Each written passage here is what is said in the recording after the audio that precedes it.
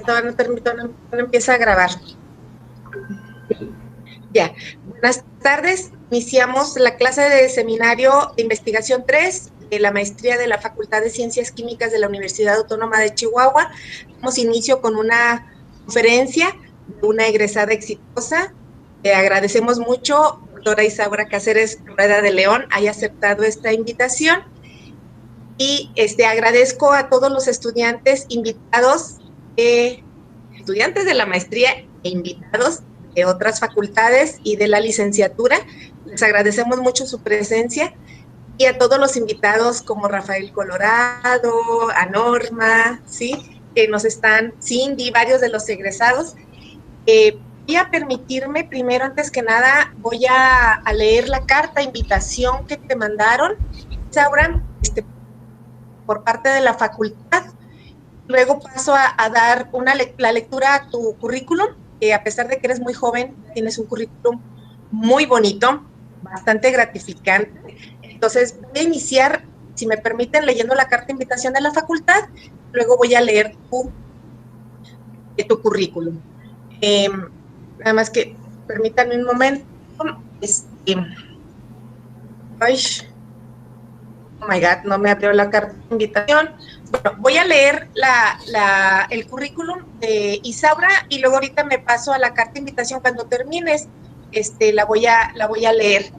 Bueno, voy a empezar diciendo que Isaura es egresada del Instituto Nacional Politécnico de Toulouse del 2013 al 2016 del doctorado, donde estuvo trabajando en el equipo de biosíntesis y toxicidad de micotoxinas Biotomic en Toulouse, en el INRA. La maestría la hizo en Ciencia y Tecnología de los Alimentos en la Facultad de Ciencias Químicas de la Universidad Autónoma de Chihuahua, del 2010 al 2012, y realizó su licenciatura en Ciencias de la Nutrición Humana en la Universidad Autónoma de Durango, del 2005 al 2009. Actualmente está como profesor investigador desde septiembre del 2020 en la Universidad de Po. Todo lo demás que está en francés, pues se los voy a deber, pero ahorita le decimos a Isaura que nos diga cómo se pronuncia. Es de Ludú, no sé cómo se diga. Y Países de la B, en español. Gracias. El Instituto de Ciencias Analíticas y Química Física para el Medio Ambiente y los Materiales, IPEM, la UMR. El tema de investigación que ella está ejerciendo en este momento es mecanismos moleculares de adquisición de hierro en biopelículas de bacterias heterótrofas capaces de degradar los hidrocarburos en los ambientes marinos. El 2019 al 2020 estuvo como postdoctorante ahí mismo en el ENCIACET, en Toulouse, Francia, en el Laboratorio de Ingeniería Química del Departamento de Bioprocesos y Sistemas Microbianos. También estuvo como asociado de enseñanza e investigación del 2016 al 2018 y mismo en el ENCIACET, el Instituto Nacional Politécnico de Toulouse, la Escuela Nacional Superior de Agronomía, el Laboratorio de Ingeniería Química, precisamente en el Departamento de Bioprocesos y Sistemas Microbianos. Y aquí hay un tema bastante interesante. El tema de investigación fue estrategias de biocontrol, la lucha contra la producción de aflatoxinas, estudio de la presencia de la actinobacteria Streptomyces rosolius, la expresión de los genes, la morfología y la producción de metabolitos secundarios en Aspergillus flavus. Estuvo también de ingeniero de investigación a tiempo parcial en el Centro de Investigación e Innovación de Silomat, de Marsan, en Francia. Y también estuvo trabajando precisamente con evaluación de la actividad antifúngica de los extractos naturales contra algunos hongos lignívoros contaminantes de la madera con el fin de mejorar la durabilidad del pino marítimo y del huella europea. Durante el doctorado, su tesis fue precisamente lo que nos viene a exponer el día de hoy, que tengo que pedir una disculpa, no me di cuenta que el flyer apareció con la palabra toxicogénesis en vez de toxinogénesis.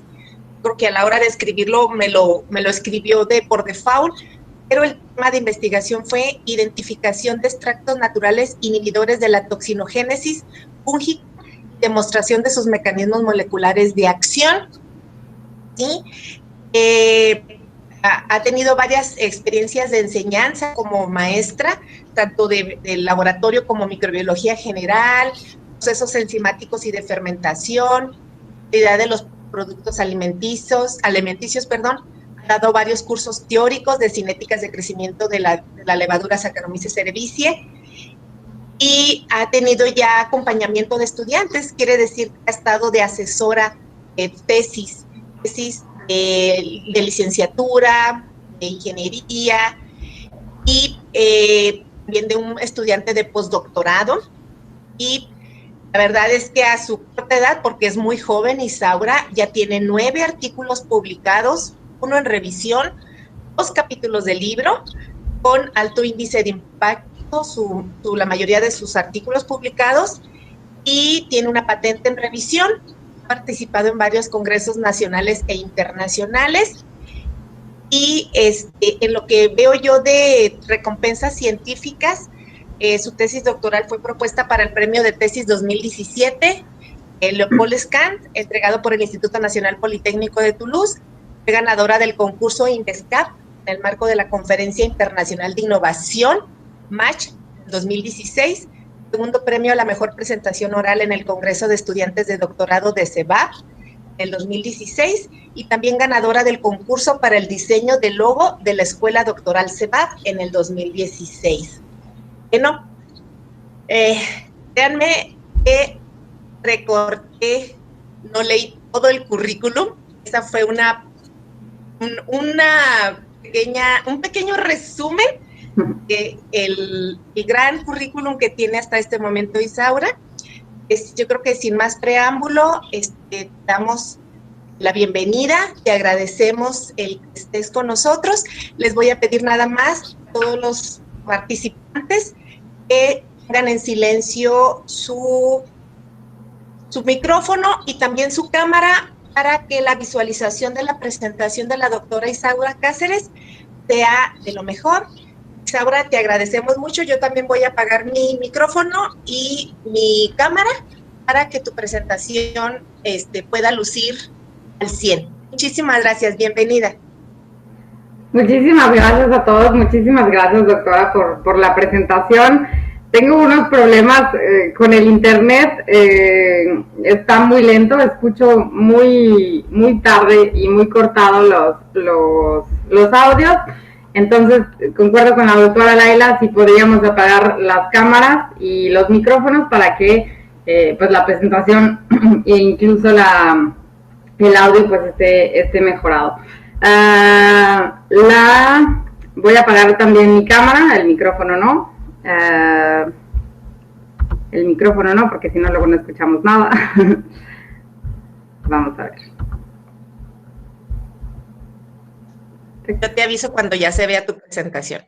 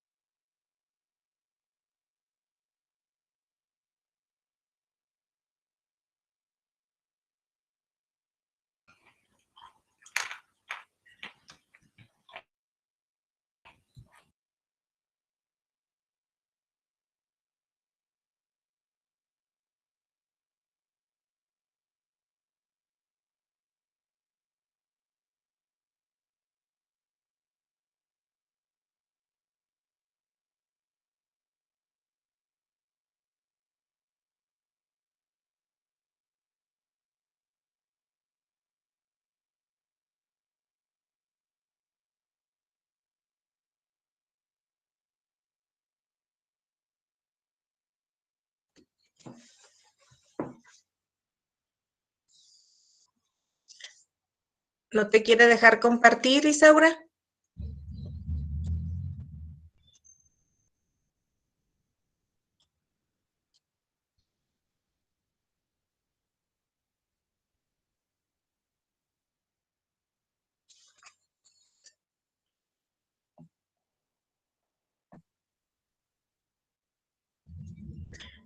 Ya está iniciando.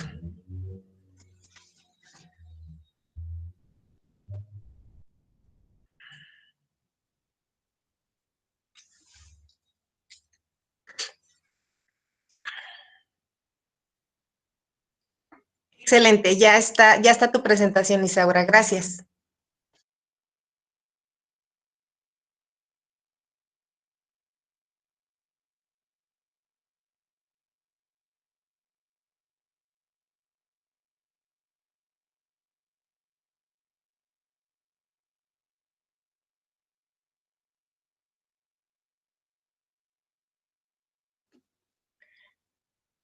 No sé si estés hablando, Isaura, pero no te escuchamos.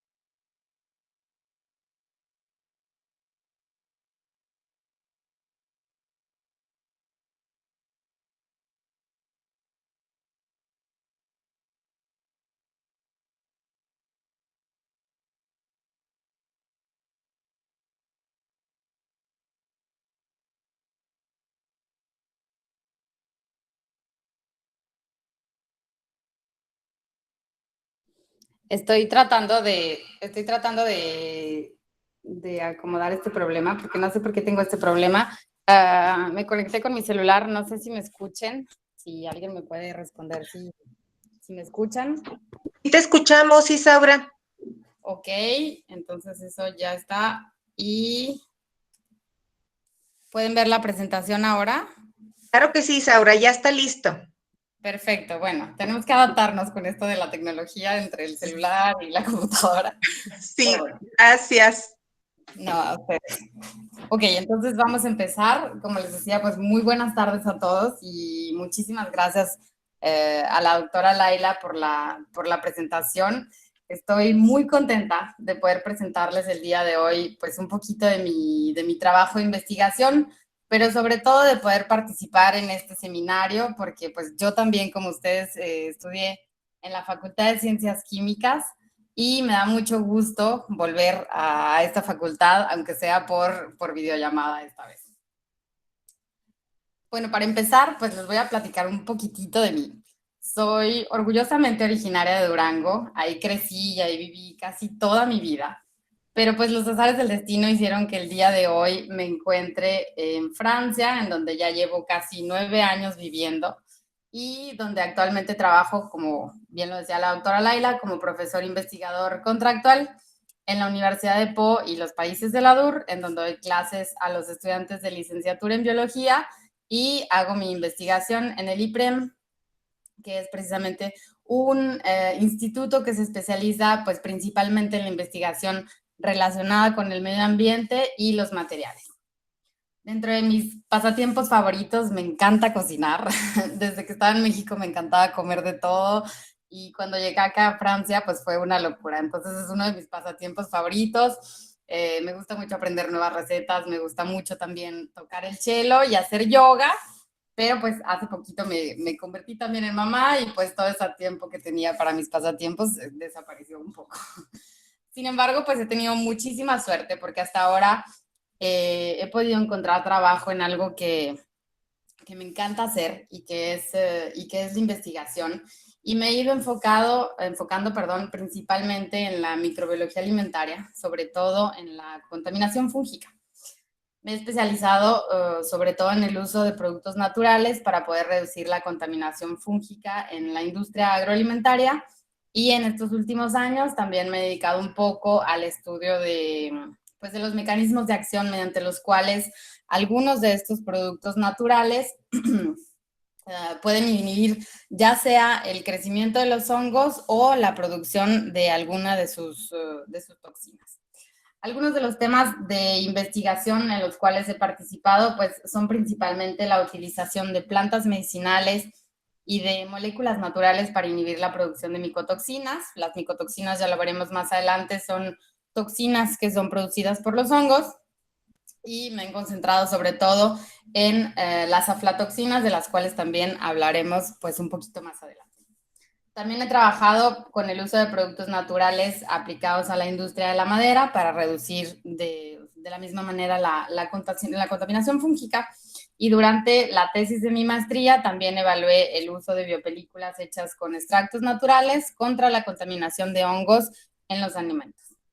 En los últimos años también he tratado de ampliar un poco pues mi panorama de investigación, no solo a la utilización de productos naturales, pero también a la utilización de otros microorganismos o también de otras biomoléculas para garantizar la seguridad alimentaria. Pero pues el día de hoy les voy a platicar un poquito del trabajo que realizamos durante mi tesis de doctorado, que fue precisamente la utilización de algunas plantas medicinales y de otras moléculas para inhibir principalmente la producción de las aflatoxinas. El título, pues, entonces de esta plática es Identificación de extractos naturales, inhibidores de la toxinogénesis fúngica y demostración de los mecanismos moleculares de acción.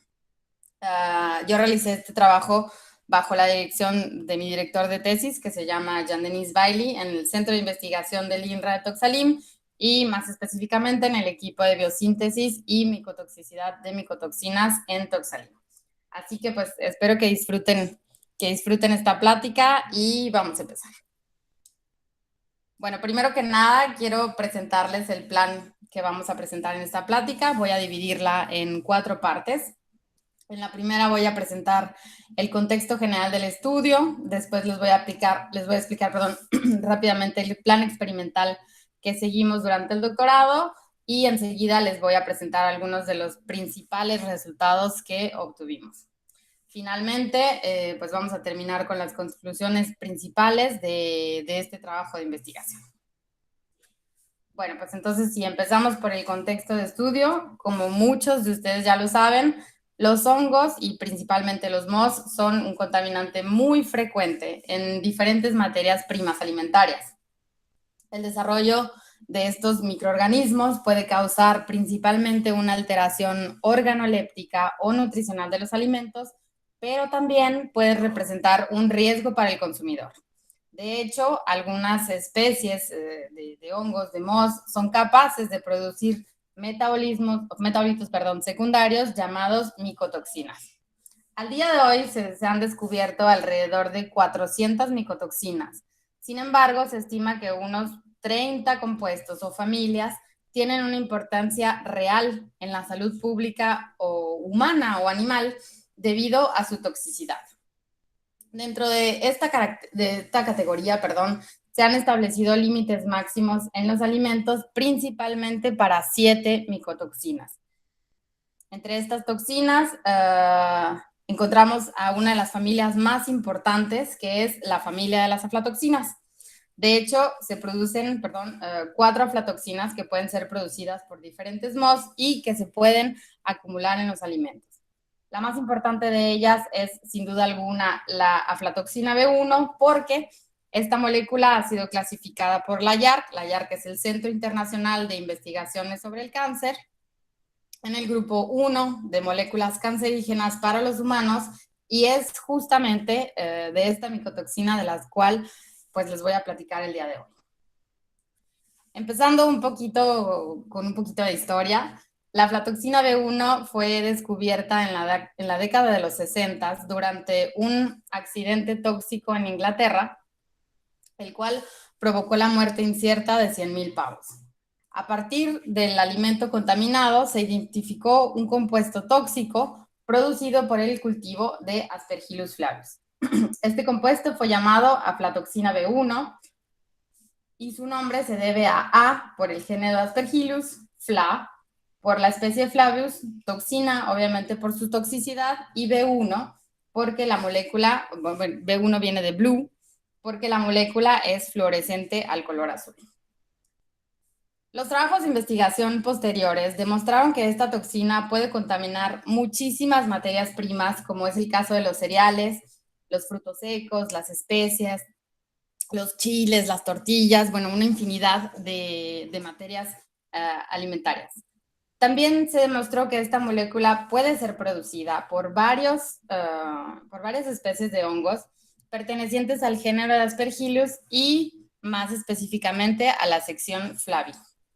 Aspergillus flavius y Aspergillus parasiticus son las dos especies más importantes de esta sección porque son los contaminantes que encontramos de manera más frecuente en los alimentos. Entonces, a partir de toda esta información, al día de hoy sabemos que la ruta de la biosíntesis de las aflatoxinas es una de las más conocidas y también es una de las más estudiadas en lo que concierne a las micotoxinas. Les voy a platicar un poquito acerca de cómo está regulada la biosíntesis de esta aflatoxina. Esta toxina está coordinada por varios grupos, agrupados en el clúster número 54 del hongo Aspergillus flavius. Este clúster se encuentra cerca del telómero del cromosoma 3 del hongo y agrupa 27 genes que participan en la producción de la toxina. El análisis de este clúster ha demostrado que la síntesis de aflatoxinas está principalmente regulada por dos genes, AFLR y AFLS, los cuales se encuentran en el centro del clúster, como lo podemos ver en la figura de color rojo. Estos dos genes son capaces de activar la mayoría de los otros genes del clúster que intervendrán en las diferentes etapas de la biosíntesis de las aflatoxinas y, obviamente, de la aflatoxina B1. De hecho, la síntesis de las aflatoxinas y particularmente de la aflatoxina B1 corresponde a una cascada muy compleja de reacciones enzimáticas que comprende muchos casos para poder transformar una molécula de acetato en una molécula de aflatoxina. Cada uno de los genes del clúster va a codificar para una enzima que va a estar involucrada en los diferentes pasos de la biosíntesis. Sin embargo, como lo podemos ver en rojo, hay tres intermediarios estables en este camino, que son el ácido norsolaurínico, la versicolorina A y la esterigmatocistina. La cuantificación de estas moléculas es al día de hoy posible.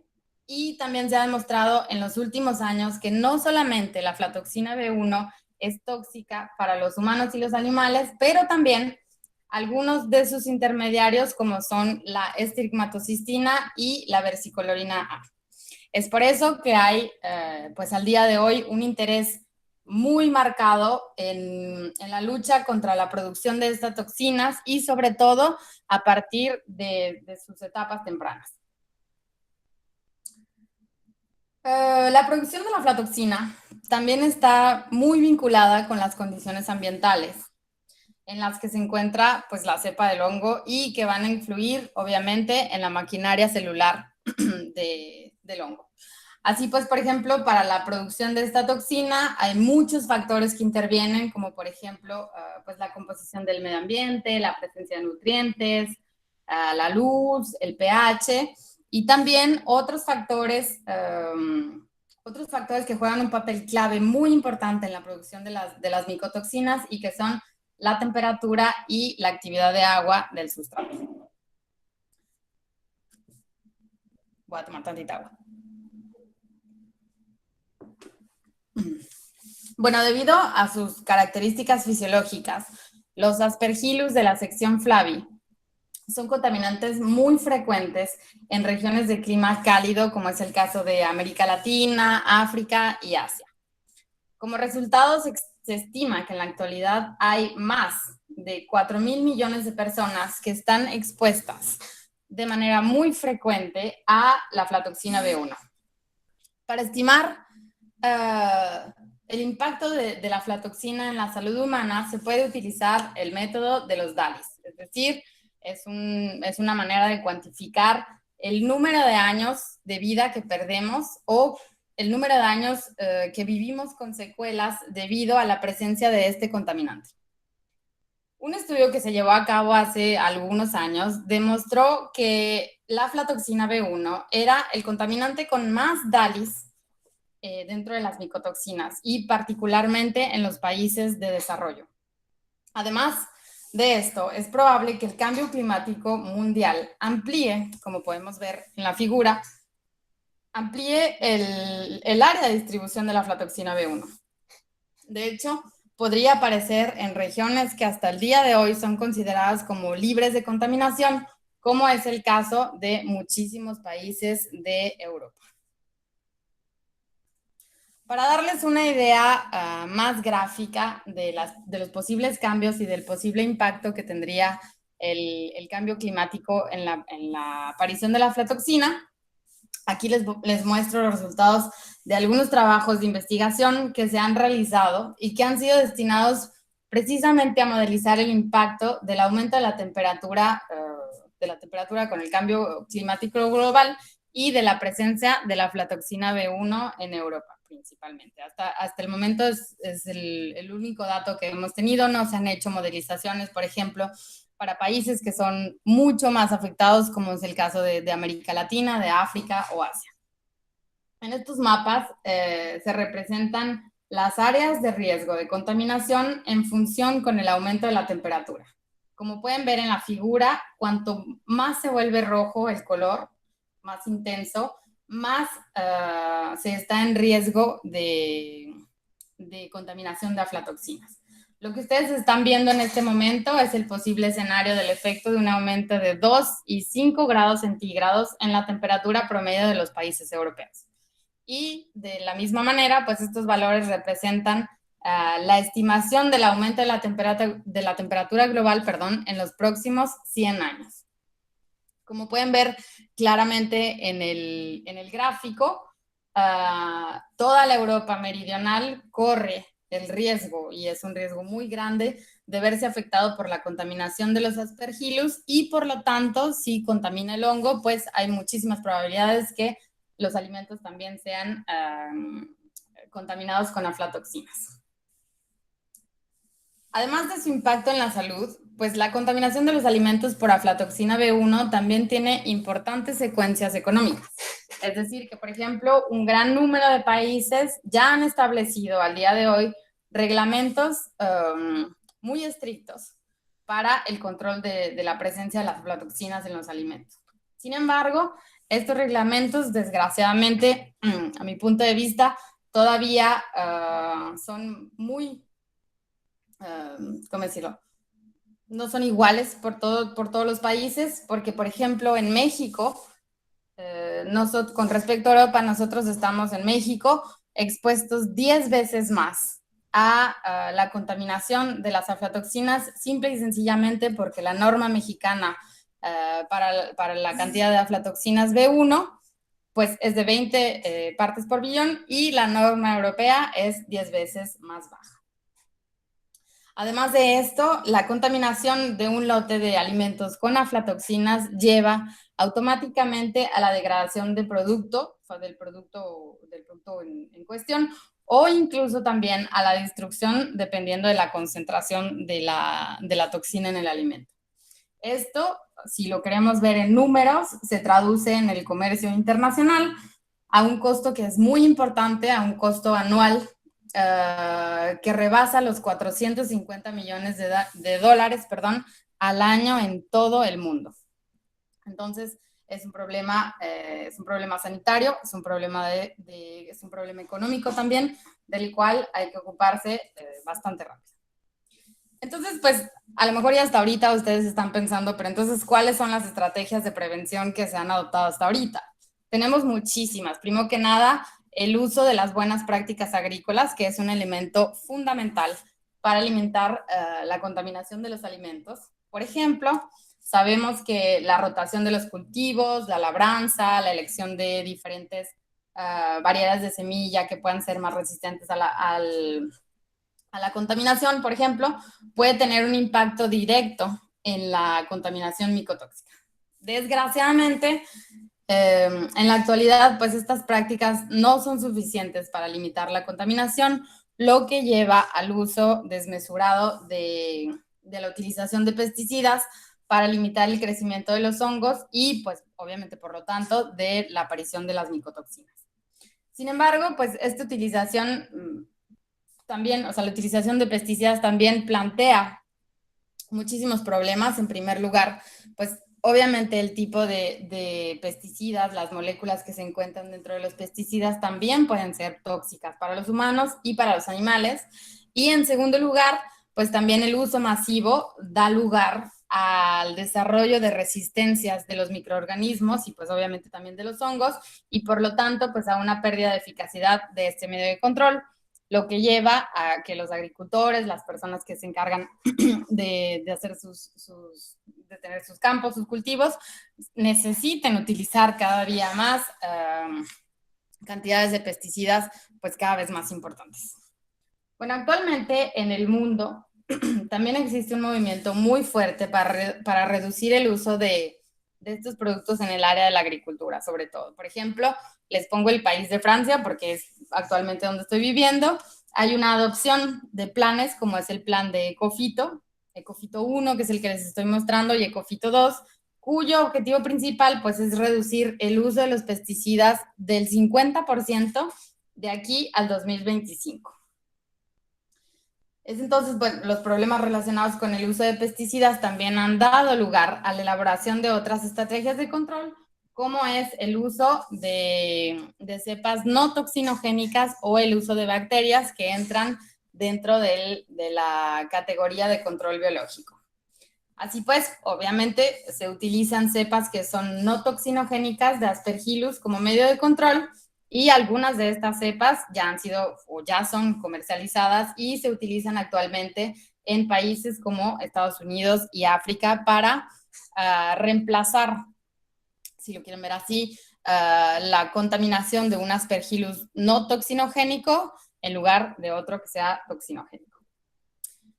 Sin embargo, bueno, esta estrategia puede tener algunos límites, en particular, algunos trabajos han demostrado, buenos trabajos de investigación han demostrado que algunas de las cepas no toxinogénicas pueden recuperar su potencial toxinogénico mediante la recombinación con otras cepas salvajes. Entonces, eso podría ser un límite bastante importante en la utilización de estas cepas. Pero también, pues en los últimos años se ha reportado también el uso de bacterias como control biológico que ha dado también muy buenos resultados. Entre estos dos enfoques que les acabo de presentar, existe una estrategia alternativa que incluye la identificación de compuestos naturales que son capaces de bloquear la síntesis de las toxinas sin bloquear necesariamente pues, el crecimiento de los hongos. Esta estrategia puede, en cierta parte, garantizar la seguridad alimentaria y al mismo tiempo preservar la biodiversidad. Así pues, por ejemplo, en esta categoría podemos encontrar el uso de moléculas aisladas, de aceites esenciales o también de extractos acuosos que son capaces de bloquear pues, la síntesis de las aflatoxinas y particularmente de la aflatoxina B1. Sin embargo, pues en la actualidad los estudios permiten que permiten comprender el mecanismo de acción por los cuales todos estos compuestos naturales actúan es muy, muy limitado. Sabemos que actúan, sabemos que hay muchísima variedad de compuestos naturales que actúan contra la producción de las aflatoxinas, pero no sabemos mucho acerca de los mecanismos de acción. Entonces, pues, dentro de todo este contexto, el objetivo principal de mi tesis de doctorado fue precisamente, caracterizar el mecanismo de acción de diferentes compuestos naturales que sean capaces de inhibir la síntesis de la aflatoxina B1 y particularmente, pues, en el hongo Aspergillus flavus. Entonces, pues, se preguntarán cómo hicimos para estudiar estos mecanismos de acción molecular. Adoptamos un plan que estuvo dividido en dos partes. La primera parte fue la construcción de un mapa genético de estudio molecular y la segunda parte fue la identificación de diferentes productos naturales como modelos justamente para validar el mapa genético del estudio molecular. Les voy a platicar un poquito más del mapa genético porque es un concepto bastante abstracto, pero lo vamos a ir entendiendo conforme la presentación. Bueno, en primer lugar, para caracterizar el mecanismo de acción molecular, optamos por analizar simultáneamente la expresión de los genes por qPCR y pues ver, obviamente, el impacto en la expresión de estos genes. Por un lado, como lo pueden ver a la izquierda, incluimos los 27 genes que están implicados en la producción de la aflatoxina B1. Eso quiere decir todos los genes que se encuentran en el clúster 54, del cual les hablé hace ratito. Por otro lado, también para complementar este mapa genético, incluimos el análisis de la expresión de otros 33 genes que se encuentran fuera del clúster de la aflatoxina B1 y por eso les hemos llamado externos, entre comillas, pero que de manera directa o indirecta pueden tener un vínculo relacionado con la producción de la aflatoxina B1. De hecho, como les había comentado, la síntesis de la aflatoxina B1 y por lo tanto la activación de los genes del clúster depende en cierto número depende en cierta manera, por decirlo así, de un cierto número de estímulos ambientales. Entonces, sabemos al día de hoy que varios de estos genes que intervienen en la producción de la aflatoxina B1 pueden ser estudiados o han sido estudiados. Así pues, decidimos incluir varios de estos genes en nuestro mapa genético y se los voy a presentar porque los clasificamos en diferentes grupos.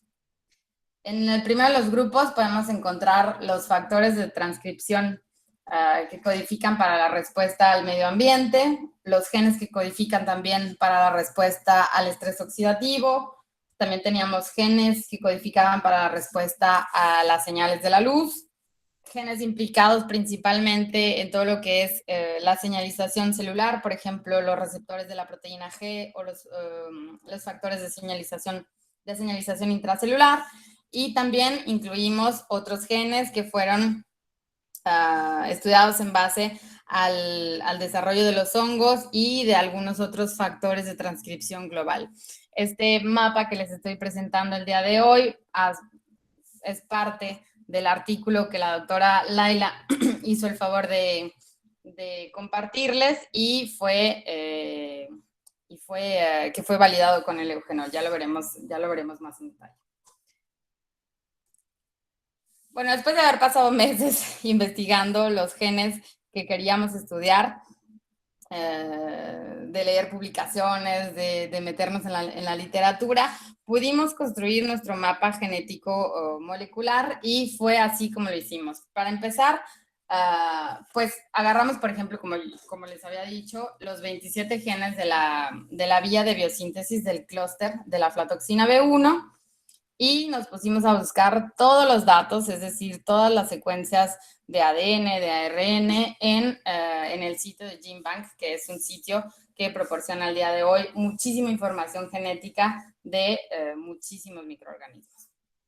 Una vez que tuvimos la secuencia de ADN, de ARN, pues diseñamos y validamos los primers o cebadores que correspondían a los 27 genes de la vía de la biosíntesis de la aflatoxina B1, y así fue como validamos la primera parte del mapa molecular. Para la otra parte, que correspondía a los factores externos de regulación, que fueron los 33 genes que les había comentado, buscamos de manera similar las secuencias de Aspergillus en el banco de genes, en el GenBank, y después hicimos un BLAST para encontrar las secuencias en Aspergillus flavius, porque, por ejemplo, las publicaciones, no todas, yo que más quisiera, pero no todas estaban, ¿cómo decir?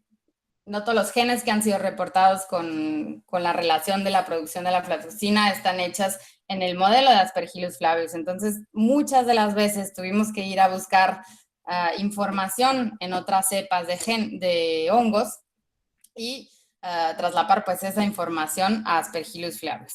Una vez que hicimos el blast y que pudimos comparar esta información, entonces volvimos a diseñar y a validar los primers para los 33 genes que estudiamos.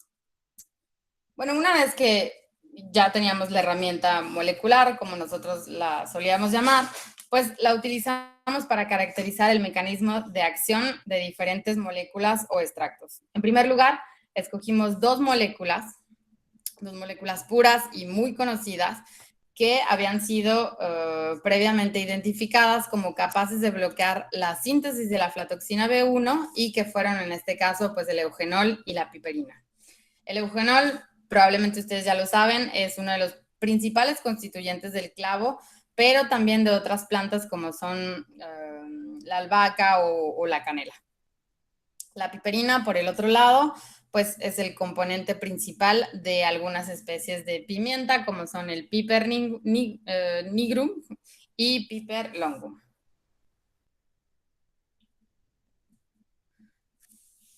Bueno, también probamos varias plantas, 5 de las cuales eran orgullosamente mexicanas y otra que era muy utilizada en el Mediterráneo y que obviamente pues se utilizan con muchísima frecuencia en la medicina tradicional debido a sus altas virtudes y propiedades biológicas.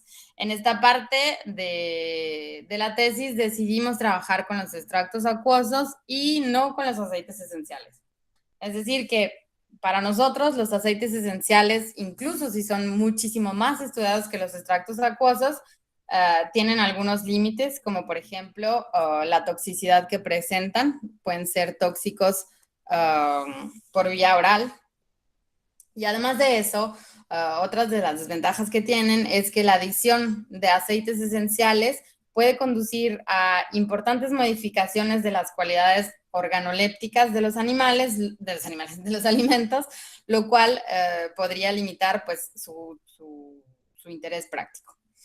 Por otra parte, pues la mayoría de las plantas que elegimos, sabemos que en la vida real, pues que en la medicina tradicional del día a día, se toman en forma de infusión, lo que nos sugirió que algunos de los ingredientes activos pues podrían pasar al agua. Esta fue la primera hipótesis, pero también yo durante la maestría que realicé en la Facultad de Ciencias Químicas, trabajé también sobre los extractos acuosos en lugar de los aceites esenciales. Bueno, para terminar con esta parte experimental, les voy a presentar de una manera muy resumida el protocolo general que seguimos para analizar los genes, que fue, bueno, para todos nuestros ensayos utilizamos siempre una cepa de Aspergillus flavus, que fue una cepa que fue aislada en el laboratorio donde yo hice mi tesis, y que fue aislada a partir de una variedad de paprika de Marruecos y que estaba muy bien caracterizada en el laboratorio en términos de morfología, de condiciones de cultivo, de toxinogénesis, es decir, la teníamos muy bien estudiada, muy bien controlada, lo que nos permitió posicionarnos sobre las condiciones de cultivo que necesitábamos, etc. Bueno, la poníamos a crecer para empezar 7 días, siempre en condiciones controladas, y después de eso preparábamos una solución de esporas. Con esa solución de esporas inoculábamos una caja de Petri con un medio de cultivo de agar de Malta, al que habíamos añadido la molécula o el extracto que queríamos probar. Una de las cosas que a mí sinceramente me sorprendió bastante fue que utilizamos una técnica muy particular para poder separar el micelio del hongo del medio de cultivo, y para eso utilizamos pues una hoja de celofán estéril. De hecho, pues los hongos tienen tantos mecanismos de adaptación tan maravillosos que son capaces de penetrar la película de celofán para poder acceder al medio y obtener los nutrientes, lo que para nosotros era pues una maravilla porque despegábamos la película de celofán o la hoja de celofán y separábamos de manera instantánea el micelio del medio de cultivo. Bueno, eso lo dejábamos incubar durante 4 días y después, como les acabo de contar, pues recuperábamos por una parte el micelio y dejábamos por otra parte el medio de cultivo. Con el micelio lo que hacíamos era que extraíamos el ARN y después, para analizar la expresión de los genes que nos interesaban, pues utilizamos un robot muy padre que preparaba las placas y después utilizábamos un dispositivo de qPCR que se llama VIA7, los cuales estaban disponibles dentro de la plataforma genómica de Toxalim, que es pues el centro de investigación del INRA en donde realicé mi tesis. Y a lo mejor ustedes se preguntan, bueno, ¿y qué pasó con el medio de cultivo? Pues el medio de cultivo lo utilizábamos también para medir justamente la producción de la aflatoxina B1 y esto lo hacíamos por medio de una técnica de cromatografía líquida como es pues el HPLC. Cada análisis siempre lo repetíamos 3 veces, como es la ley, e incluíamos 6 cajas de PETI, que era pues el mínimo de réplicas necesarias que necesitábamos para poder realizar un análisis estadístico después. Bueno, ahora les voy a presentar, que es la parte yo pienso más divertida, algunos de los principales resultados que encontramos. Para esto, pues primero les voy a presentar cómo elegimos las concentraciones de las diferentes moléculas y de los diferentes extractos. Y después les voy a mostrar el efecto de la presencia de estas moléculas en la expresión de genes de la vía de la biosíntesis de la aflatoxina B1, es decir, en la expresión de los genes del clúster y en los diferentes factores regulatorios, no sé cómo se diga, que estudiamos para poder elucidar el mecanismo de acción molecular. Bueno, para caracterizar este mecanismo de acción con todos los productos naturales que utilizamos, decidimos trabajar a una concentración que inhibiera la producción de la aflatoxina B1 en la mayor medida posible, pero la parte interesante aquí fue con un impacto mínimo sobre el crecimiento de los hongos. Es decir, para esto hicimos varias pruebas en donde medíamos el impacto del producto que estábamos utilizando y después medíamos la producción de la aflatoxina B1 y el crecimiento del hongo. Como ejemplo, aquí la gráfica que ustedes están viendo corresponde al eugenol. Como pueden ver en las barras de color naranja, el eugenol pues causa o tiene una inhibición de la dosis, que depende de la dosis, en la síntesis de la aflatoxina B1. La producción de la aflatoxina B1 en este caso se volvía indetectable, eso quiere decir no es que no exista, sino que nosotros ya no la podemos detectar por HPLC a partir de la concentración de 0.5 milimolar de eugenol. Por otro lado, en las barras de color violeta que están viendo a un lado, estudiábamos el efecto del eugenol sobre el crecimiento del hongo. Como pueden verlo, el eugenol no tiene un efecto significativo en el crecimiento del hongo a una concentración de 0.01 milimolar, pero a partir de 0.5 milimolar el impacto de la presencia del eugenol en el crecimiento del hongo empieza a ser significativo, aunque con una inhibición moderada. Por lo tanto, como nosotros buscábamos una dosis que inhibiera la toxina sin inhibir el crecimiento del hongo, escogimos justamente la concentración de 0.5 milimolar para estudiar pues, el mecanismo de acción del eugenol. Para todos los productos procedimos exactamente de la misma manera, hicimos diferentes concentraciones del producto y medimos pues, la producción de la aflatoxina B1 y la producción y el crecimiento del hongo. Como pueden ver en esta tabla, por ejemplo, a una concentración de 0.04 milimolar, la piperina causa una inhibición del 95% de la toxina y con una inhibición muy moderada del crecimiento del hongo de solamente, de casi 12%. Pasando, por ejemplo, a los extractos acuosos, los resultados fueron más variables, obviamente dependiendo de las plantas. Así, por ejemplo, el hisopo, la gobernadora y el tepescohuite presentaron inhibiciones interesantes entre 6 y 10 miligramos de, me equivoqué, de extracto seco, ahí es miligramos de extracto seco por mililitro, y pues como lo pueden ver, presentaron inhibiciones importantes que iban del más del 90% de inhibición de la toxina, con una inhibición del crecimiento no tan importante, a excepción de la gobernadora, como lo pueden ver, que inhibía efectivamente la toxina y el crecimiento de manera paralela, y que tenía pues un porcentaje bastante importante del 25% para la gobernadora.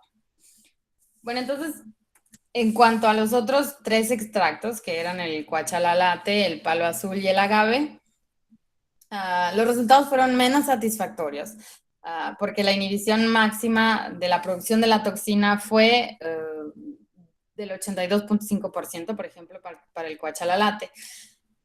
Esto no significa que estos extractos estén descartados o que sean malos o que no sirvan, simplemente que pues inhiben un poco la producción de la aflatoxina en estas condiciones. Por eso necesita solamente probar otras condiciones de extracción, o a lo mejor otras condiciones de cultivo, otro tipo de la inclusión del producto en el medio, es decir, otras condiciones para poder intentar mejorar la actividad biológica de estos extractos. Bueno, pero nosotros, para comenzar, pues decidimos utilizar el eugenol y la piperina en compuestos aislados, y 3 de los 6 extractos probados para elucidar el mecanismo de acción molecular. Primero vamos a empezar bueno, les voy a presentar el impacto que tuvo el eugenol en la expresión de genes. En esta figura, que a lo mejor ustedes ya la vieron en el artículo que les mandó la doctora Laira, pueden observar el nivel de expresión de los genes del clúster comparados contra el grupo control. Los valores de expresión de este grupo control fueron normalizados, es decir, que fueron llevados todos a un valor de 1, y están representados por la línea roja, es decir, que sin la presencia de los compuestos naturales, todas las barras deberían de llegar a la línea 1.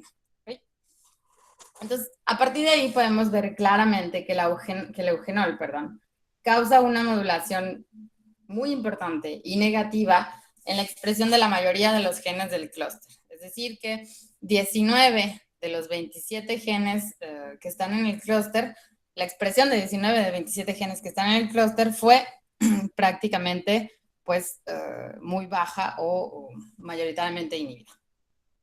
Si vemos esto ahora con más detalles, pues en primer lugar nos focalizamos en los 2 reguladores internos, los que vimos que controlaban la expresión de casi todos los genes del clúster, que eran AFLR y AFLS.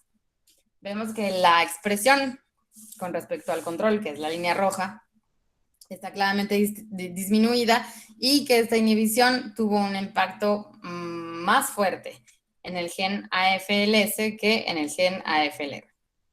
El resultado de esta inhibición, o de la inhibición de estos 2 genes reguladores, entonces indujo pues la regulación negativa de todos los genes del clúster, con la excepción de un gen que se llama AFLT. Este resultado no es que lo esperábamos, pero conforme a la literatura después nos dimos cuenta que era completamente normal, porque había sido demostrado que AFLT no estaba regulado ni por AFLR ni por AFLS. Entonces, eso indica que todos los demás genes seguían pues la misma tendencia a ser inhibidos. Perdón, todos los demás genes que estaban, que son regulados por AFLR y por AFLS, tenían la misma tendencia a ser inhibidos una vez que el complejo había sido, la expresión del complejo había sido disminuida. Bueno, para los otros genes que pertenecen al clúster, el impacto de la regulación también fue, como les decía, muy negativa, muy importante, pero no todos los genes, como lo pueden ver aquí, de acuerdo a la altura de la barra, si quieren verlo así, no todos los genes están afectados de la misma manera.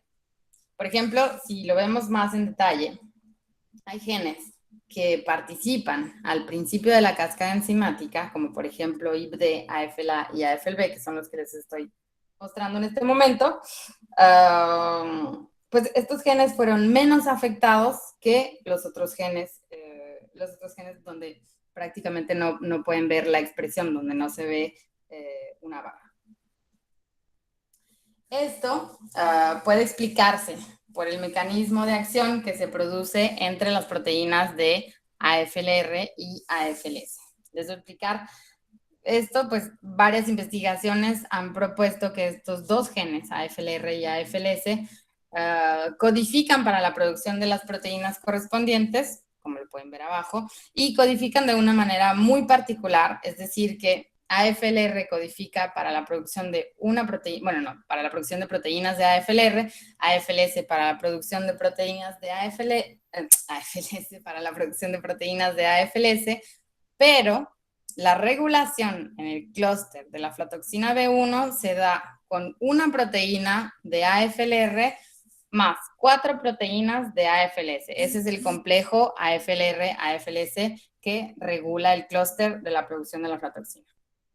Una vez que se forma este compuesto que les acabo de explicar, este compuesto pues va a fijarse en los sitios de la secuencia de ADN del clúster para poder activar después la expresión de otros genes que están involucrados también en la síntesis de la toxina.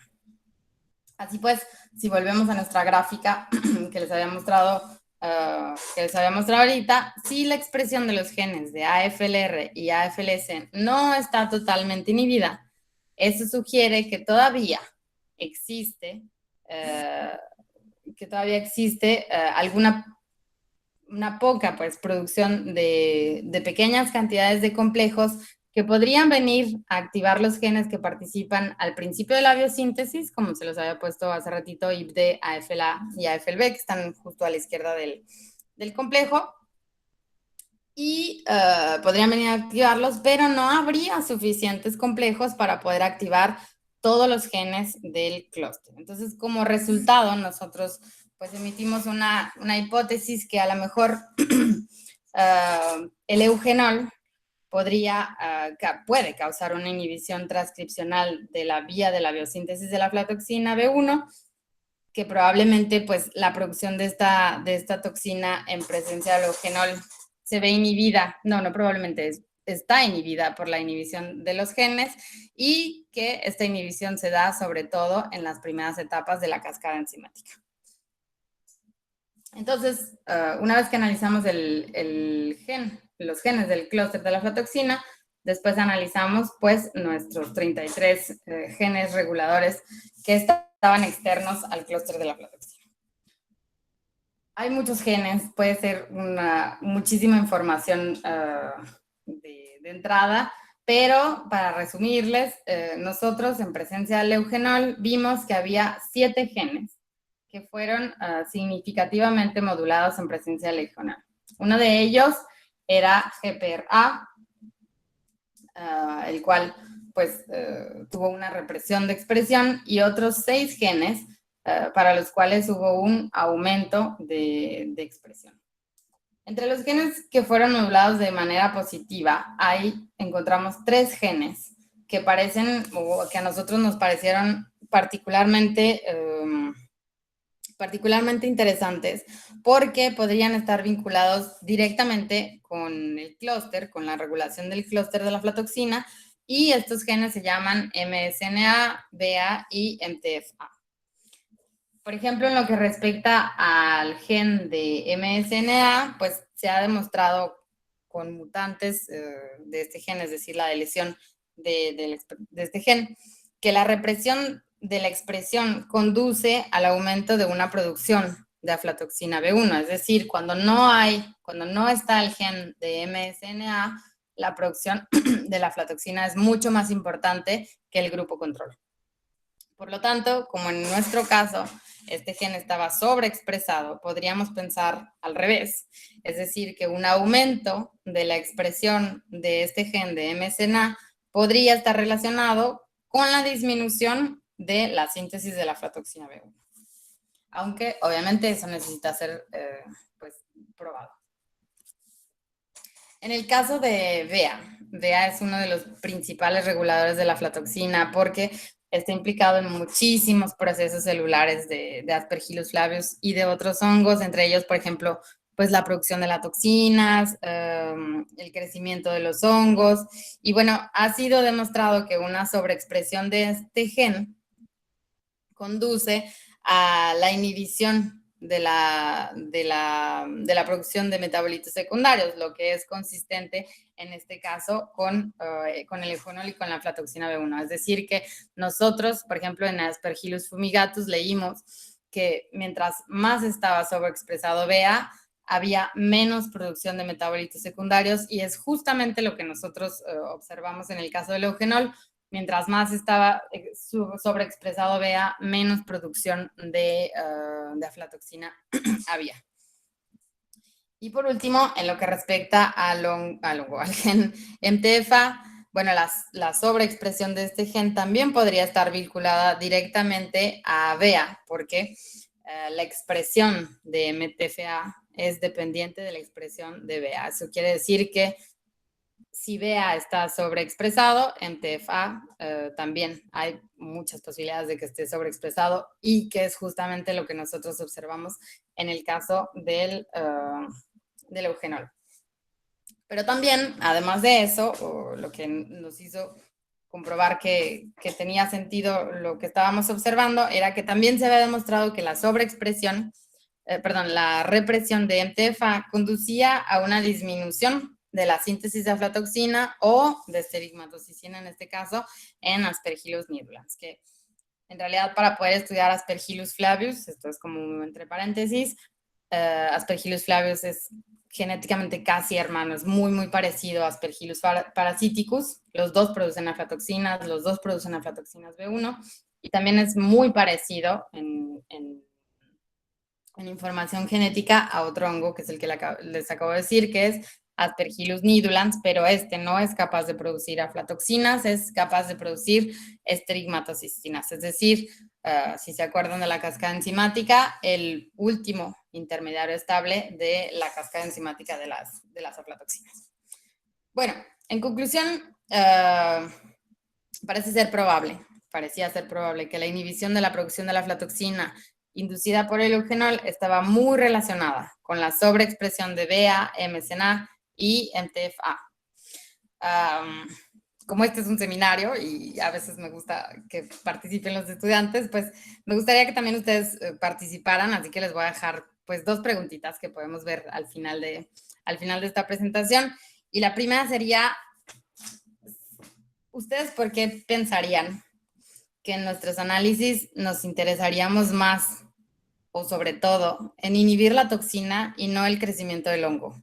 Eso es algo a lo que me gustaría que reflexionaran, porque es una de las preguntas que más me impresionó a mí cuando llegué al doctorado, porque nosotros generalmente, pues cuando utilizamos un producto natural, lo que queremos es que el hongo no crezca, para que no tenga toxinas, para que no contamine a los alimentos. Pero, ¿por qué creen ustedes que en este caso queríamos que se inhibiera el hongo y no el crecimiento? Perdón, que se inhibiera la toxina y no el crecimiento.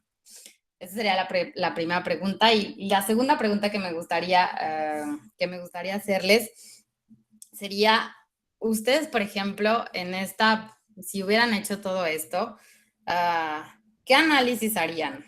¿O qué otros experimentos harían para poder seguir elucidando el mecanismo de acción molecular del eugenol y por qué? Bueno, esto ahorita lo vamos a ver ahorita que terminemos la presentación. Ahora les voy a presentar un poquito rápidamente, porque ya se nos está acabando el tiempo, otros resultados, los resultados que obtuvimos con la piperina. Y pues igual, como en el eugenol, analizamos el impacto de la piperina en los genes del clúster de la aflatoxina, y también pudimos observar en este caso que 25 de los 27 genes del clúster estaban, la expresión estaba significativamente reprimida, que es muchísimo más que lo que vimos en el eugenol. Sin embargo, si pueden observar, el perfil de inhibición es muy diferente al que observamos en el eugenol. Eso quiere decir que los niveles, para empezar, de inhibición de AFLR y AFLS siguen siendo moderados, es decir, no se inhiben de manera tan drástica como con el eugenol. Pero esta inhibición, por mínima que sea, puede ser suficiente para causar una inhibición significativa de la expresión de todos los genes del clúster, con excepción de AFLT, igual como pasó con el eugenol. Y esta inhibición, por muy mínima que sea, reduce o tiene ya un impacto muy importante en la producción de la aflatoxina B1. ¿Okay?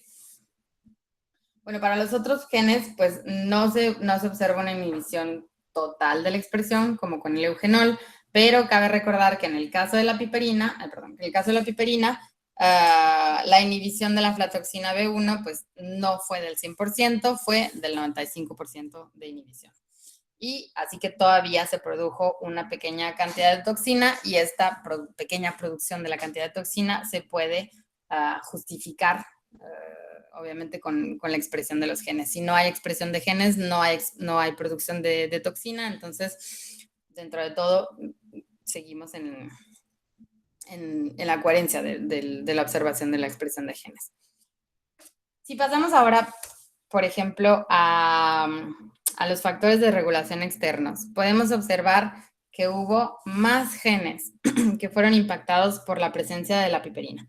Así, por ejemplo, se observó un aumento de la expresión de 12 genes y también de la sobreexpresión de 12 genes y también la represión de la expresión de 3 genes en relación con los controles. Como lo pueden observar en la figura, entre los genes que fueron modulados, muchos de ellos se encuentran involucrados en la respuesta al estrés oxidativo. Bueno, muchos. Hay bastantes que se encuentran involucrados en la respuesta al estrés oxidativo. Nosotros al día de hoy sabemos que existe una relación directa entre el estrés oxidativo, entre la respuesta al estrés oxidativo y la producción de la aflatoxina B1. De hecho, se ha demostrado en muchísimos artículos que muchas moléculas antioxidantes son capaces de inhibir la síntesis de la aflatoxina B1. Sin embargo, pues no se ha estudiado con frecuencia el impacto de estos compuestos en la expresión de los genes implicados en las defensas antioxidantes. Es decir, que por eso, esta fue una de las principales razones que nos llevó a nosotros a estudiar el impacto de la piperina en las actividades de la catalasa y de la superoxidismutasa. De hecho, aquí, como lo pueden ver, no tengo... Aquí está. Estos dos genes, CAT-A y CAT2, codifican para la respuesta a la producción de catalasas, y SOD1 y MNS de SOD codifican para la producción de la respuesta de superoxidismutasas. Entonces, como nosotros vimos que efectivamente los genes que codificaban para las catalasas y uno de los genes que codificaba para la superoxidismutasa estaban sobreexpresados, nos interesamos después en ver si esta respuesta genética tenía relación con la actividad enzimática del hongo. Es decir, que para eso, como pueden ver en estos gráficos, el gráfico de la izquierda muestra la actividad de la catalasa, perdón, y a la derecha tenemos la actividad de la superoxidismutasa.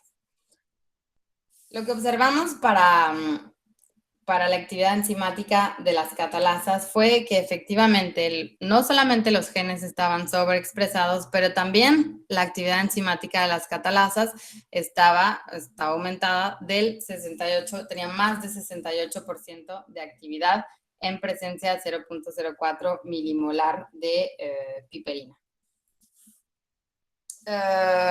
Por otro lado, por el lado de las superoxidismutasas, no observamos ningún efecto significativo en la actividad enzimática de las enzimas, bueno, la actividad enzimática, perdón, a pesar de que la expresión del gen, pues, estuvo sobreexpresada. Estos resultados, pues, también han sido coherentes con resultados de otros autores que demuestran que en el caso de Aspergillus parasiticus, como ya les había dicho, es un hongo que es muy parecido genéticamente a Aspergillus flavius, el aumento de la actividad de las enzimas antioxidantes estaba relacionado con una inhibición de la producción de la aflatoxina. Es decir, que nosotros efectivamente veíamos un aumento en la actividad enzimática de las catalasas y detrás de eso veíamos una inhibición de la producción de la aflatoxina. Bueno, para terminar con el estudio de nuestros productos naturales, les voy a presentar, si todavía siguen despiertos, los resultados para los 3 extractos acuosos que estudiamos. En primer lugar, bueno, pues este gráfico, que admito que no es muy científico, pero que me permite comparar los resultados y mostrarles a ustedes los resultados de la expresión de los genes del clúster de la aflatoxina. Como podemos observar, en color guinda tenemos la expresión de los genes en presencia del tepescohuite. En color amarillo tenemos la expresión de los genes del clúster en presencia de la gobernadora, y en color gris tenemos la expresión de los genes del clúster en presencia del hisopo. Para el tepescohuite tuvimos una inhibición del 90%, gobernadora más del 95%, y con el hisopo tuvimos una inhibición de la aflatoxina de casi el 100%.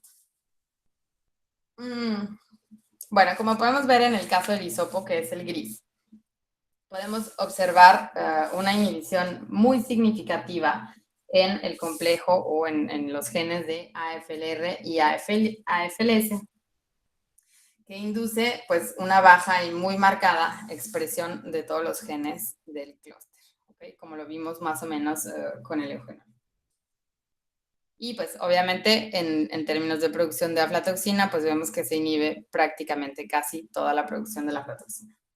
Para los otros 2 extractos, que fueron el tepescohuite y la gobernadora, el impacto en AFLR y en AFLS no fue tan significativo. Imaginemos que aquí está la línea de control.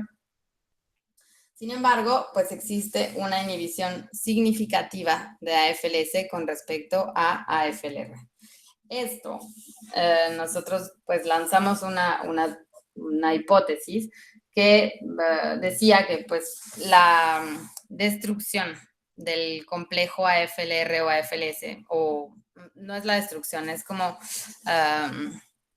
si la relación no es de una proteína de AFLR por 4 de AFLS, si es por ejemplo de una proteína de AFLR por 2 de AFLS, el complejo no va a funcionar igual, o sea, no va a haber la misma cantidad de complejo que si los tenemos en las proporciones normales.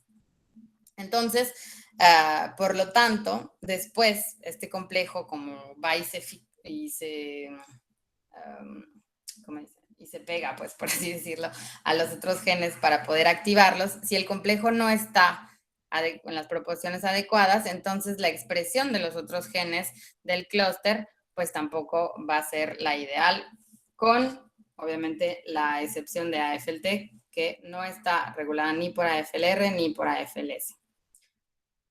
Hay otra excepción también, es que en el hisopo, el AFLT, el gen AFLT, la expresión del AFLT estuvo disminuida, pero esto puede ser por algún otro mecanismo o por alguna otra molécula del hisopo. Eso fue lo que nosotros pensamos. Si pasamos ahora, por ejemplo, al análisis del impacto de los extractos de los genes reguladores, nos damos cuenta de que el número de genes impactados es mucho mayor que lo observado con las moléculas puras. Por ejemplo, para el tepescohuite tenemos 8 genes reprimidos, 10 sobreexpresados, para la gobernadora tenemos 9 en total, para el hisopo tenemos 15 en total, en comparación con el eugenol y la piperina, en donde teníamos 9, donde teníamos menos genes que habían sido impactados. Es por eso que para nosotros, en esta etapa del doctorado, pues fue muy difícil establecer un vínculo directo entre los genes modulados y la síntesis de la aflatoxina.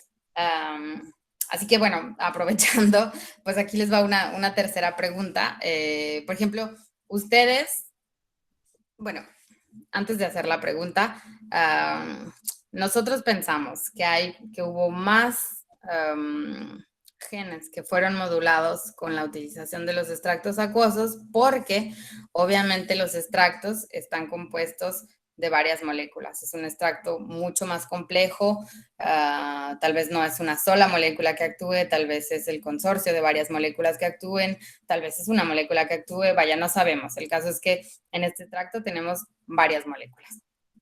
Entonces, pues la tercera pregunta que yo quisiera hacerle sería, en este caso, ¿ustedes qué hubieran hecho? ¿Qué técnicas hubieran utilizado para poder elucidar cuáles de estas moléculas o cuál molécula era la que principalmente inhibía la producción de la aflatoxina? ¿Qué hubieran hecho si tengo varias moléculas en un extracto y obviamente eso dificulta pues el estudio del mecanismo de acción? ¿Qué hubieran hecho? Entonces, bueno, pues pasando a otra cosa, si una vez que ya teníamos los resultados de los análisis genéticos de las moléculas y de los extractos, y con el fin pues, de avanzar con nuestro análisis, lo que tratamos de ver al final fue si existían genes que estuvieran sistemáticamente impactados por todos los compuestos naturales que nosotros habíamos estudiado y que por lo tanto pudieran vincularse más fácilmente a la inhibición de la aflatoxina. Es decir, que nosotros utilizamos 2 moléculas puras, 3 extractos acuosos y queríamos ver, y todas inhibían en cierta manera la producción de la aflatoxina. Y nosotros queríamos ver si había un gen en común que fuera modulado por todos, o sea, por la utilización, perdón, de todos estos productos naturales. Entonces, les voy a presentar lo que encontramos.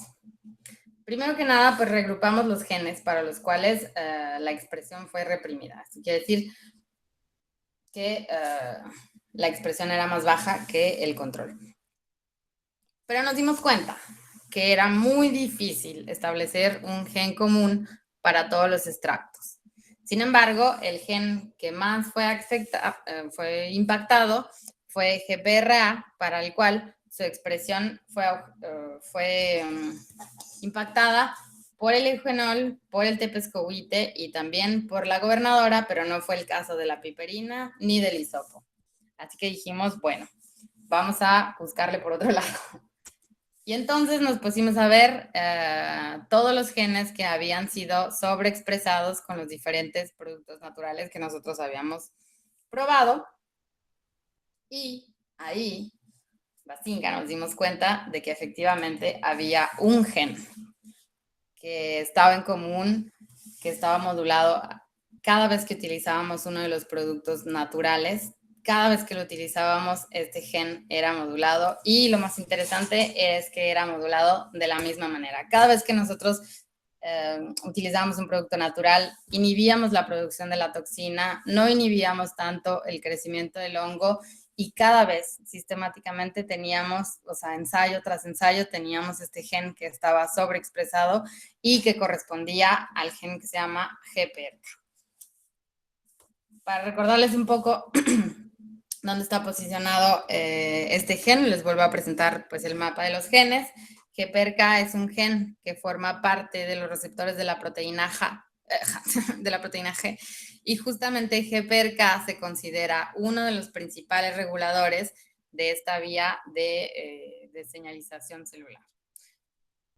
De manera general, pues los receptores de la proteína G se encargan de traducir la señal generada por diferentes estímulos, como es, por ejemplo, la composición del medio, ¿no? Y también pueden ser activados, por ejemplo, por otros ligantes específicos. La buena noticia era que teníamos un gen en común. La mala noticia es que en la actualidad, pues no hay datos sobre el impacto de la sobreexpresión de GPRK en la síntesis de la aflatoxina B1. Sin embargo, pues sí existe un estudio en un hongo de la familia de Aspergillus fumigatus, que indicaba que la disminución de la expresión de este gen podía llevar a la inhibición, llevaba a la inhibición de la producción de gliotoxinas, que es otra toxina, y también a la reducción de la resistencia al estrés oxidativo, acompañada con una disminución de la actividad enzimática de catalasas y superoxidismutasas. Entonces, nosotros, pues, podríamos pensar que nuestros resultados estaban en concordancia con con este artículo que habíamos encontrado, ya que nosotros demostramos, por el contrario, que la piperina conducía a una sobreexpresión de GPRK y obviamente pues también venía acompañada, si bien lo recuerdan, con un aumento de la actividad de las catalases. Así que pues aquí, lamentablemente, después se me acabaron los 3 años de beca de CONACYT, mi doctorado se acabó y aquí fue donde nos quedamos en el análisis de los productos naturales. A mí me parecería muy interesante continuar pues con las investigaciones sobre las interacciones entre este gen y pues obviamente la inhibición de la aflatoxina B1. Bueno, pues para terminar con esta parte de los resultados, quisiera mostrarles algo que también me pareció a mí personalmente muy interesante y fue algo que observamos comparando los perfiles de inhibición de los genes con los diferentes extractos y moléculas que analizamos. Y también, para nuestra sorpresa, pues observamos que existe también similitudes entre la tendencia de la inhibición de los genes con los diferentes productos. Es decir, que además de que tienen un gen en común que impactan la expresión de un gen en común, también la tendencia de la manera en que los genes del clúster están expresados, también hay una tendencia y también hay similitudes entre los productos naturales. Por ejemplo, en esta gráfica les enseño en azul el nivel de expresión de los genes del clúster en presencia de la gobernadora y en rojo les presento el del eugenol. Como pueden ver, la tendencia es muy parecida y también encontramos eso entre el extracto del tepescohuite y del hisoplo. Y bueno, pues para terminar esta presentación, de verdad espero que sigan despiertos. Les dejo unas conclusiones para resumir pues lo que vimos. Primero que nada, pues construimos una herramienta molecular, la cual nos permitió analizar de manera simultánea la expresión de 27 genes pertenecientes al clúster de la aflatoxina B1 y de 33 factores de regulación externos. También esto nos permitió caracterizar, esta herramienta molecular nos permitió caracterizar el mecanismo de acción molecular de 5 productos naturales que eran capaces de inhibir la producción de la aflatoxina B1, entre ellos 2 moléculas aisladas y 3 extractos acuosos. También nos permitió demostrar el efecto antitoxinogénico de varios extractos de plantas mediterráneas y mexicanas, como una estrategia alternativa contra la producción de las aflatoxinas y finalmente pues pudimos identificar la modulación de un gen en común en presencia, más bien con la utilización de los 5 productos naturales. Aquí les dejo también, si alguno de ustedes está interesado en leer un poquito más de lo que encontramos utilizando estos productos naturales, pues les dejo las publicaciones que pudimos sacar a partir de mi tesis y también, pues, si alguno de ustedes está todavía más interesado, pues esta información, la información completa, pues ha sido presentada en varias comunicaciones orales y en presentación de póster en congresos nacionales e internacionales. Si alguno de ustedes está interesado, pues no duden en pedírmelo a mí o a la doctora Laila. Yo pues les mando la información con todo el gusto del mundo.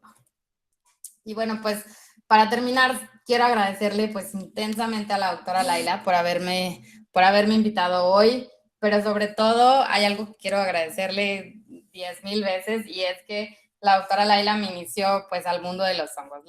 La primera vez que hice un cultivo de hongos fue en su laboratorio y desde entonces me apasioné. Pienso que es un mundo fascinante que no me deja de sorprender cada vez que estudio algo con los hongos. Digo, wow, no pueden ser posibles. Y bueno, siempre estuvo ahí para aclarar mis dudas, siempre con una sonrisota. Entonces, pues también aprovecho para decirles que tienen muchísima suerte de tenerla, de verdad, una maestra así sáquenle jugo, pregúntenle, denle lata, o sea, pregúntenle ahí que ahora que la tienen allí, porque más tarde, se los digo yo de experiencia, más tarde pues se lo van a agradecer infinitamente. Bueno, finalmente les agradezco también a ustedes por su atención.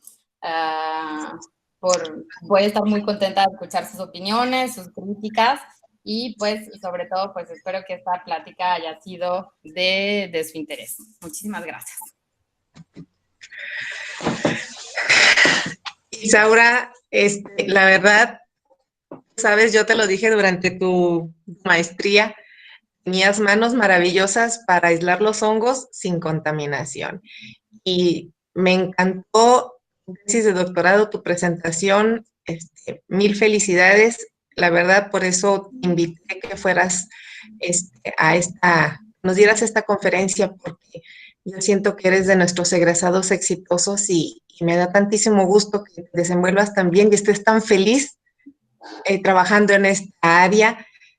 Chicos, jóvenes, invitados todos, pregúntenle ahorita a la doctora, está precioso tu trabajo.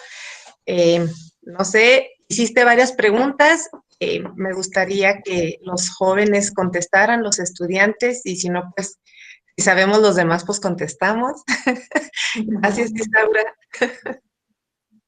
Bueno, antes de que contesten, algo voy a comentar que Isaura me llevó a pasear a un castillo, el Carcassonne, y estuve mes y medio en Francia. Y créanme que mi mayor ilusión era conocer París, pero nada se comparó a ese fin de semana en tu casa, Isaura. Muchísimas, muchísimas gracias. No, muchísimas gracias a ustedes, doctora. Siempre me acuerdo con mucho, mucho cariño de usted y siempre, de verdad, no lo digo porque estemos aquí, siempre, cada vez que me preguntan por qué escogiste los hongos, le digo porque tuve una maestra maravillosa que un día me enseñó uno y otro y otro y otro y de ahí, pues, de ahí le seguí y es lo que sigo haciendo hasta ahorita. Qué bueno, me da muchísimo gusto, Isaura. Felicidad de escucharte. Muchas gracias. Pues, jóvenes, preguntas a la doctora, de verdad, aprovechenla. Isaura, me gustaría antes de que se nos pasara, nos comentaras que estabas buscando estudiante, doctorante o alguien de estancia. Sí, precisamente pues aprovecho para todos los jóvenes que están interesados en salir un poquito de México, en ver otros laboratorios, en saber qué es lo que pasa en el mundo de la investigación en otros lados del mundo. Voy a tratar voy a proponer un tema de estancia para el año que entra. Y la verdad es que pues yo sé que hay muy buenos estudiantes en la Facultad de Ciencias Químicas y me gustaría después, pues obviamente vía la doctora, pasarles esta proposición de estancia por si alguno de ustedes quisiera trabajar en el laboratorio en donde yo estoy trabajando y pues obviamente conmigo. El tema de investigación es un poco diferente al que les acabo de presentar, porque justamente, pues como les comentaba hace ratito, estoy empezando un poco a ampliar el panorama de investigación y ahorita lo que estoy empezando a investigar es la degradación de los hidrocarburos que contaminan, por ejemplo, en los accidentes marinos a través de una bacteria marina. Entonces, pues me gustaría hacer un llamado a las personas que les guste la microbiología, que tengan ganas de venir a hacer una estancia y de ver otras cosas, de comer comida francesa que es riquísima también, y poder ampliar su panorama si es que así lo desean para poder enriquecer su experiencia profesional. Bueno, jóvenes, la doctora hizo unas preguntas, me gustaría en guste contestarlas o si quiere hacerle preguntas, la verdad, aprovechenla ahorita que está aquí con nosotros porque para ella son como 8 horas de diferencia. Sí, ahorita ya para ella. Aprovechenla antes de de que se haga más tarde. ¿Ven, chicos? Sí, yo estaría muy contenta si alguien, por ejemplo, pues de las preguntas que hice, si alguien pues tiene interés en responderlas, estoy aquí para escucharlos. ¿Les podrías hacer la pregunta? Ándale, Silvia Arzola, por favor. Hola, doctora, buenas tardes, ¿cómo está? Bueno, bien, muy bien. Gracias. ¿Y usted? Doctoras, ¿verdad? Isaura, igual y a lo mejor me ubicas ahí de la facultad, pero pues bueno, me reporto también con la doctora Laila. Oiga, después hablamos sobre el proyecto, pero bueno, yo tengo una duda, bueno, no una duda, tengo curiosidad, sobre todo cuando hablaste del aumento de las enzimas que regulan el estrés oxidativo, que hay una sobreexpresión genética a raíz del contacto con los extractos. Y bueno, y la inhibición que hay en paralelo de la producción de las aflatoxinas, ¿a qué crees que se deba? Que haya un aumento en las enzimas que regulan justamente ese equilibrio oxidativo que tiene la célula fúngica. Sí, bueno, es una respuesta, bueno, es una pregunta bastante compleja porque pues el mecanismo de acción de los extractos en la inhibición de la producción de la aflatoxina es muy, muy complejo, incluso si lo presentamos así con figuritas y todo, es un poco más complejo de eso, pero en realidad hicimos otro estudio, que es un estudio que también les puedo pasar. En el caso de la piperina, nosotros analizamos, aparte del clúster de la aflatoxina y aparte de los factores de regulación externos, analizamos prácticamente toda la vía de la señalización que codifica pues para la respuesta al estrés oxidativo. Es decir, que como nosotros en un principio vimos que efectivamente había algo con la respuesta al estrés oxidativo, fuimos y vimos toda la expresión de los genes que regulaban esta vía de respuesta al estrés. Y nos dimos cuenta que muchos de los genes de esta vía estaban también sobreexpresados, no solamente el sistema antioxidante que codificaba al final para la actividad enzimática, sino también toda la cascada que venía antes y que regulaba este sistema antioxidante también estaba sobreexpresado. Nos fuimos todavía un poquito más arriba para decir, bueno, si esta vía de señalización está sobreexpresada, ¿de dónde viene? Y después descubrimos que uno de los factores de transcripción global que les presenté, que es BEA, la expresión estaba disminuida. Y buscando en los artículos, buscando en la bibliografía, nos dimos cuenta que en realidad cuando este factor de transcripción global está disminuido, induce, como es un factor que, como les había comentado, y está implicado en muchísimos procesos celulares, entre ellos la respuesta al estrés oxidativo, la disminución de su expresión inducía en muchos otros microorganismos la sobreexpresión de los genes que codificaban para el sistema antioxidante. Entonces, esa fue nuestra hipótesis. Nosotros vimos que la piperina atacaba directamente o tenía pues una preferencia muy marcada para impactar todo el sistema de protección antioxidante de Aspergillus flavus. Pero pues obviamente esta es la primera hipótesis, tenemos que hacer estudios detrás, tenemos que ver si efectivamente, pues, como lo pudimos ver en la presentación, que la expresión de un gen esté sobreexpresada o reprimida puede estar o no en concordancia con las actividades enzimáticas, pero eso fue principalmente lo que nosotros encontramos en el caso de la piperina. Muchísimas gracias por la respuesta, doctora. Y si responde a tu pregunta.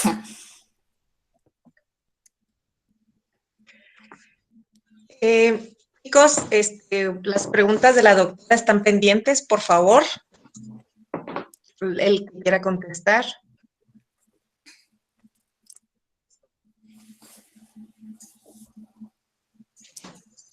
Bueno, muchísimas gracias por su presentación.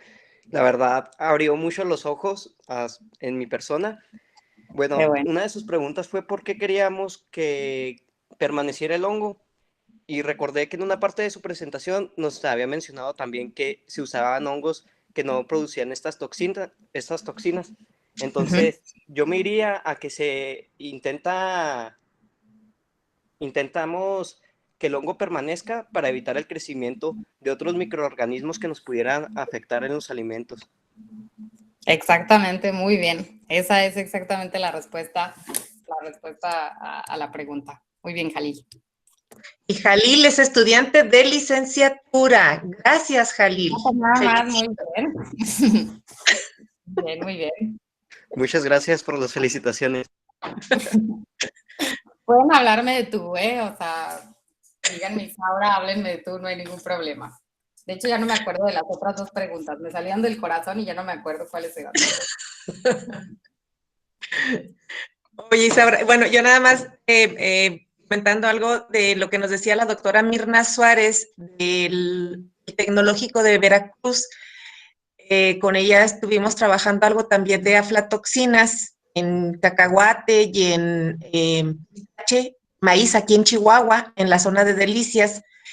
Ella nos decía que ellos se daban cuenta que a veces, aunque estuviera el hongo presente, si las condiciones no eran las propicias, ella decía las condiciones ambientales. Ahorita bien la expresión de tus genes, como que condiciones ambientales no eran tan primordiales. Ella decía que si las condiciones ambientales eran las propicias, producía la aflatoxina. Si no, que estuviera el hongo, no había la producción de las aflatoxinas. ¿Qué nos podrías decir de eso? Sí, efectivamente, como lo habíamos visto en una de las diapositivas, que se las pongo ahorita mismo,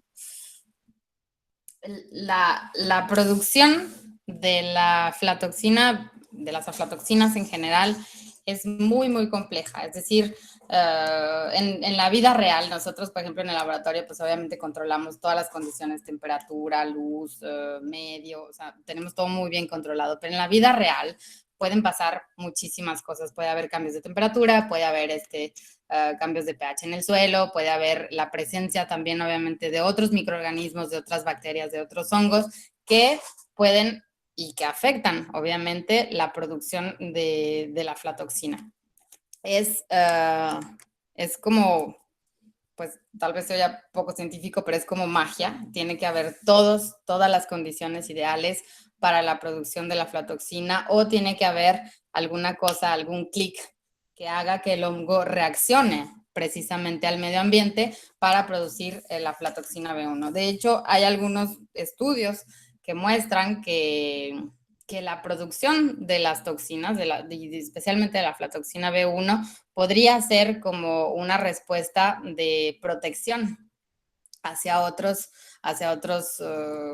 ¿cómo decir? Como hacia otros parámetros de riesgo en los que el hongo se encuentra. Es decir, que por ejemplo, si hay algún otro microorganismo, algún otro hongo, tal vez, y digo tal vez porque no ha sido completamente elucidado, tal vez eso puede desencadenar la producción de la toxina. Entonces, efectivamente, eso viene también un poco en relación con lo que decía ahorita hace rato, por ejemplo, con la contaminación de aflatoxinas en Europa. Obviamente, pues sí, el cambio climático puede inducir la presencia de los aspergillus, pero no podemos saber si porque el hongo está ahí va a producir precisamente la toxina. Puede ser que lo haga, puede ser que no lo haga, pero siempre hay un riesgo latente de que haya algún factor desencadenante que induzca la producción de esa aflatoxina, y es precisamente por eso que nosotros, como comunidad científica, necesitamos estar preparados para esta contaminación, para este desencadenamiento de la producción de la toxina. Tenemos que encontrar lo más pronto posible, bueno, por decirlo así, estrategias que sean eficaces y que puedan prevenir justamente la producción de la aflatoxina. Pues, chicos, ¿alguna otra pregunta? Doctores invitados. Yo, doctora. Adelante. Hola, doctora, buenas tardes. Bueno, Hola, para nosotros, buenas noches para usted. Sí, buenas noches. Yo tengo dos preguntas. La primera es con respecto al QPCR. ¿Qué gen o qué genes normalizadores utilizaron? Y la segunda es ¿cuál fue el proceso para usted de irse a Francia? O sea, ¿qué la motivó o qué tuvo que pasar para que usted llegara allá? Sí. Bueno, para responder a tu primera pregunta, nosotros utilizamos 5 genes que estudiamos para poder utilizarlos como genes de referencia, como keep housing genes, ¿no? Utilizamos, por ejemplo, la beta-TUB, la GPDA y otros 3 que no funcionaron muy bien, que no me acuerdo muy bien. Y entonces lo que hicimos fue que al principio, para poder validar que en cualquier condición que utilizáramos este gen o sea, la expresión de este gen no variará mucho, utilizamos ¿cómo se dice? Ay, se me fue la palabra. Un programa que de hecho se llama GeneNorm, hay una publicación sobre eso, y que es un logaritmo que te permite estudiar la estabilidad de un gen de referencia en varias condiciones. Entonces nosotros lo pusimos en varias condiciones, en varias temperaturas, en varios pHs, y escogimos el gen que se llama la beta-tubulina, que está pues principalmente implicado en todo lo que es el crecimiento del hongo, y ese fue el gen que escogimos después de haberlo validado para referencia. Para la segunda pregunta, pues, híjole, ahora sí que como la producción de la aflatoxina, muchísimos factores me llevaron a estar aquí. El primero fue que, y agradezco mucho mi tesis de maestría, pues yo la hacía con el doctor León Hernández y con la doctora Laila, y fue justamente pues el doctor León el que un día nos ofreció a Marian Anaya, que seguramente ya habrán conocido también porque de una plática de seminario, nos propuso a Marian y a mí venir a hacer justamente una estancia en Francia. Entonces, pues, en ese momento tenía miedo, la verdad es que casi nunca había salido de México, pero me lancé. Dije, bueno, vamos a ver qué hay.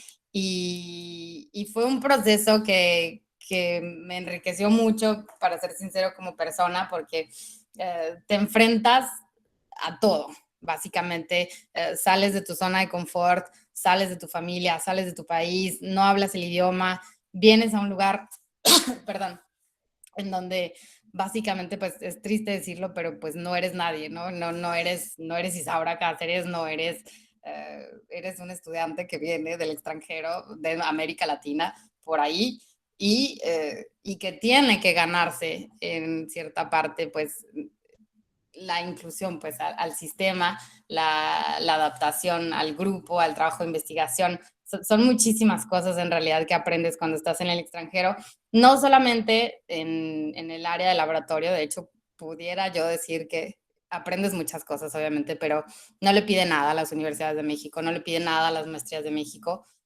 Están muy bien equipadas, pero aprendes mucho, muchísimo, muchísimo de salir de tu zona de confort. Eso es lo que más me impresionó a mí de estar en el extranjero, y todas las mañanas te levantas con un decir, vamos a darle, yo sé que va a estar difícil, yo sé que a lo mejor y pues voy a encontrar muchas dificultades, pero hasta ti personalmente te impulsa todos los días para decir, vamos a darle, y ya a lo mejor y no me sale la pronunciación de esto, a lo mejor y no me sale esto, pero lo voy a intentar, y te vas mejorando poquito a poquito, día a día, y en algún momento te das cuenta que ya pasaron 5 años, ya pasaron 9 años, y que finalmente estás contenta. Entonces, es por eso que me gustaría hacerles la invitación, si alguno de ustedes está interesado, para que puedan vivir la experiencia y que puedan juzgar por ustedes mismos lo que es salir de tu zona de confort y enfrentarte a la verdadera vida. Pues.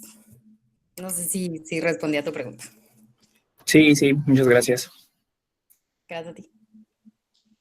Gracias, Eduardo. ¿Alguien más que tenga alguna pregunta para Isaura?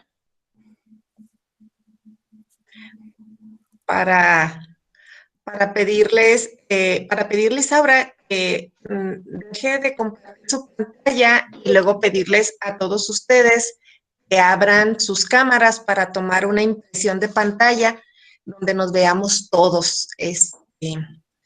Estoy tan feliz de haber tenido tanta audiencia, Isaura. Qué Sí, qué bárbaro. Bueno. Sí. No, era de comida. Sí, ya huele a comida, ya huele a sopita, pero sí, si nos dejas de compartir y luego todos abrimos nuestra pantalla para hacer